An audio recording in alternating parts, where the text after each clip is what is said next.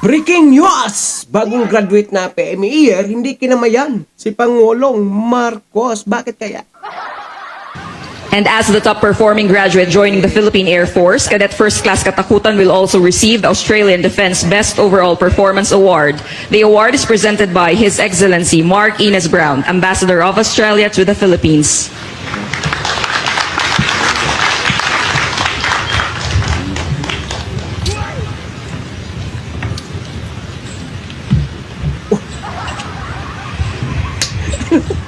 Anak ng kamatis ng kamote. Bakit di mo kinamayan yung presidente natin?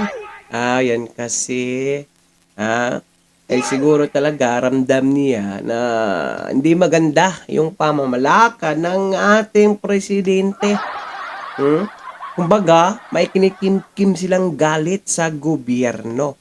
Kasi, kung matatandaan nyo pa, pag nagsermoni, nung kapanahunan ni Pangulong Duterte, ay naku po, halos yumakap na yung mga mayor.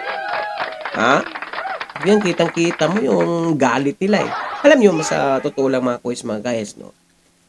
Grabe yung galit nila sa gobyernong ito. Yung mga main uniform natin, hindi lang nga nila mailabas dahil nga nakasalala yung trabaho nila. Alam naman natin, pag kukontra ka sa gobyerno, tapos nagtatrabaho ka sa gobyerno, pag initan ka, tanggal ka talaga. Tsaka, alam nyo ba, sa awayang ito mga kuys, mga gayas, yung makabenepisyo nito, from this assessment lang, mga kuys, or opinion, mga kuys, mga guys.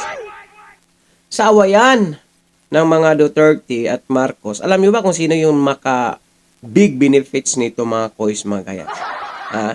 Yung mga pinklawan. Oo, sabay sa Agus yan. Kunwaring mga yan na ay talagang kampi sila sa gobyernong Marcos. Pero wag ka.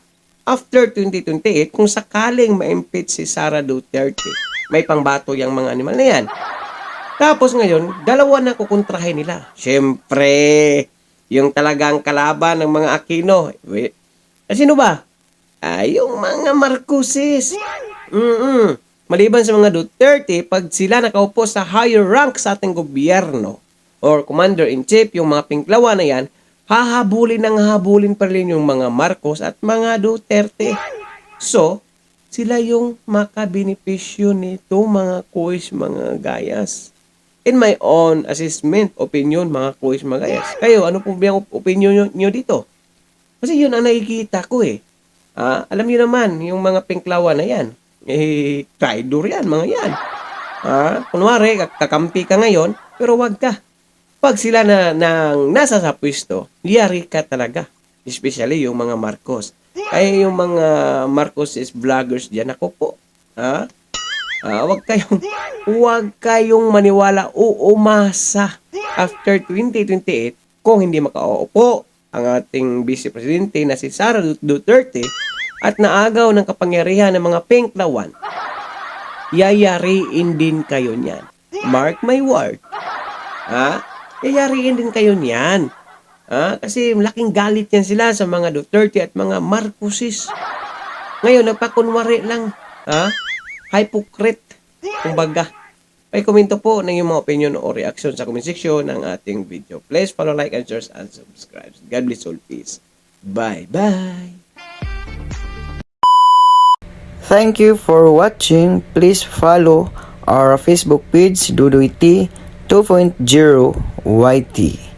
And also we have our YouTube channel, Kuya Doy, or at Kuya_Doy. Thank you so much. God bless all. Peace. Bye-bye.